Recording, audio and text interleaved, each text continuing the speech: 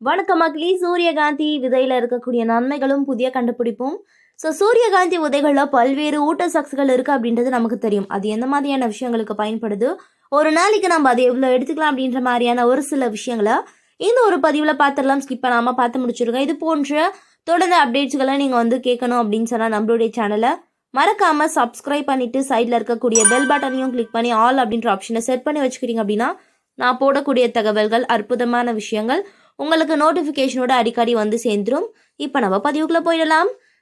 சூரியகாந்தி விதைகள் பெண்களுக்கு பல்வேறு ஆரோக்கிய நன்மைகளை வழங்குது. ஏன்னா இதில் வைட்டமின் இ அதிகம். அவை ஆரோக்கியமான சருமத்தை மேம்படுத்துது மற்றும் இனப்பெருக்க ஆரோக்கியத்திற்கு நல்லது அப்படின்னு சொல்கிறாங்க.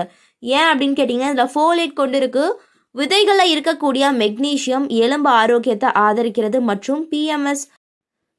உங்களுடைய உணவில் சூரியகாந்தி விதைகளை சேர்ப்பது ஒட்டுமொத்த ஆரோக்கியம், ஹார்மோன் சமநிலை மற்றும் ஊட்டச்சத்து உட்கொள்ளலை ஆதரிக்கும் அப்படின்னு சொல்கிறாங்க.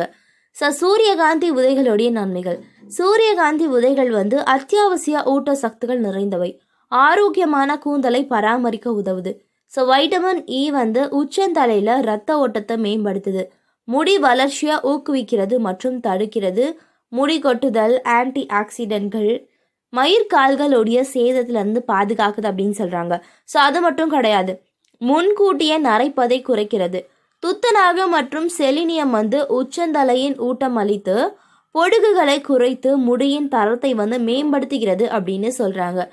சூரியகாந்தி விதைகள் பார்த்திங்கன்னா ஒரு சிலருக்கு பக்க விளைவுகளை ஏற்படுத்தும். எது மாதிரி அப்படின்னு கேட்டிங்கன்னா, அதிகமாக சாப்பிட்டா அது நமக்கு வாந்தி, வயிறு வலி மற்றும் மலச்சுக்களை ஏற்படுத்தும். எந்த ஒரு உணவையுமே நம்ம அதிகமாக எடுத்துக்கொண்டு இந்த மாதிரியான பிரச்சனைகள் வருவது நார்மல் தான்.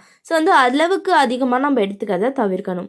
சூரியகாந்தி விதைகளுக்கு ஒவ்வாமை உள்ளவர்கள் போன்ற அறிகுறிகளை அனுபவிக்கலாம். வாந்தி, சொறி, சுவாச பிரச்சனை, வீக்கம், இந்த மாதிரியான விஷயங்கள் ஏற்பட வாய்ப்பு இருக்குது அப்படின்னு சொல்கிறாங்க.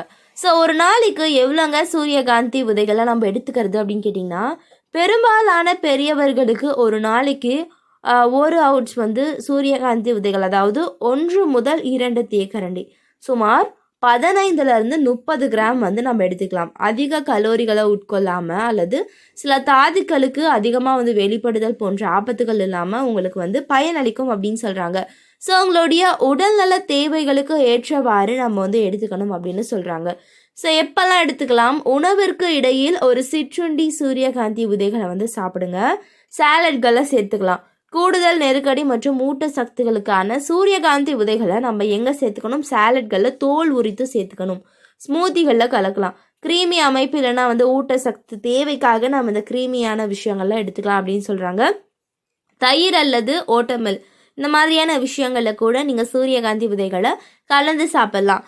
ஒரு சில பேக்கிங் ஐட்டம்லாம் இருக்குல்ல, அது கூட நீங்கள் இந்த சூரியகாந்தி விதைகளை பவுட்ரு பண்ணி சேர்த்துக்கினாலும் அது நல்லா சுவையாகவும் இருக்கும், நம்மளுடைய உடலுக்கு ஆரோக்கியத்தையும் அளித்தரும். எனவே மக்களே, சூரியகாந்தி விதைகளை சாப்பிடலாமா அப்படின்றதே இந்த ஒரு பதிவில் தான் உங்களுக்கு தெரிஞ்சிச்சு அப்படின்னு சொன்னால் இந்த ஒரு வீடியோக்கு ஒரே ஒரு லைக் போட்டுட்டு இது போன்ற விஷயங்களை தொடர்ந்து கேளுங்க. நன்றி, வணக்கம்.